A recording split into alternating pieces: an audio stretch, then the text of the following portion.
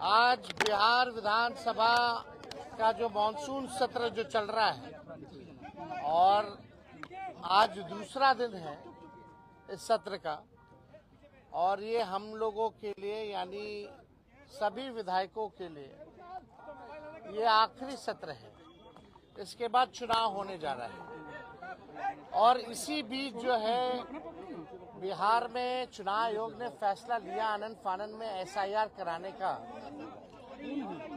इसको लेकर के हम लोगों ने कई बार आपत्ति जो है चुनाव आयोग को, चाहे दिल्ली में हो या बिहार पटना में हो, हम लोगों ने आपत्ति दर्ज की, सलाह दिया, लेकिन कोई नतीजा जो है नहीं निकल पाया।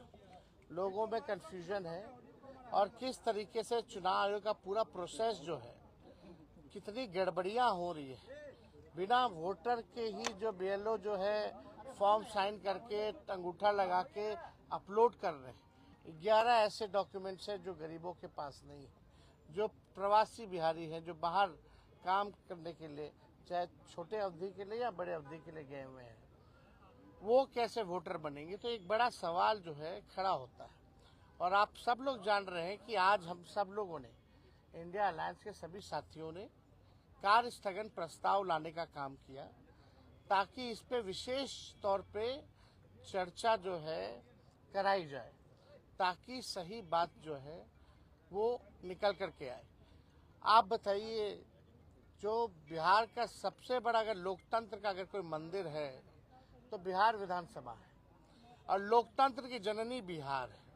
अगर वहीं से लोकतंत्र को खत्म किया जा रहा है तो हम सब लोगों का कर्तव्य बनता है, चाहे पक्ष हो विपक्ष हो, चाहे अध्यक्ष महोदय हो, सब लोग वोटर जो है, जनता जो है, मालिक जो है वही चुनते हैं। जब उनका ही अधिकार छीन लिया जाएगा वोटर देने का, तो हम लोगों का यहाँ रहने का क्या मतलब रह जाएगा। हम लोग तो उन्हीं की बात को उठाते, जनता की बात को उठाते, और जनता के कई लाख वोटरों का अगर नाम काट दोगे तो ये चलने वाला नहीं है। हम लोग चुप बैठने वाले नहीं हैं।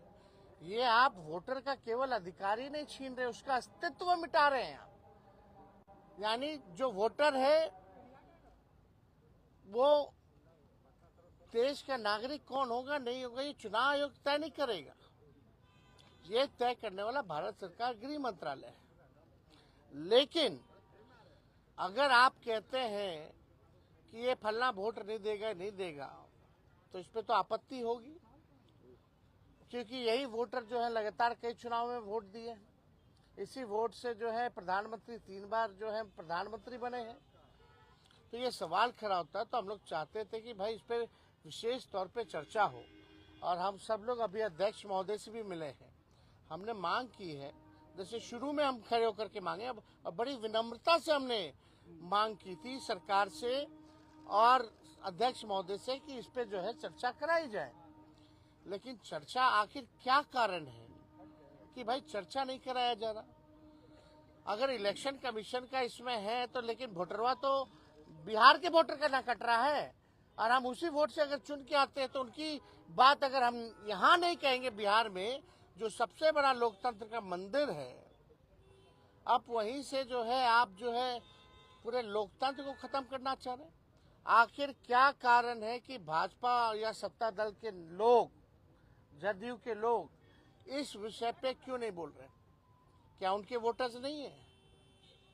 ये विषय चाहे हमारे वोटर हो या उनके वोटर हो, ये उसका नहीं है। अगर एक भी वोटर के साथ अगर अन्याय होता है, उसका नाम काटा जाता है, तो आप समझ सकते हैं कि इससे बड़ा अपराध कुछ नहीं हो सकता।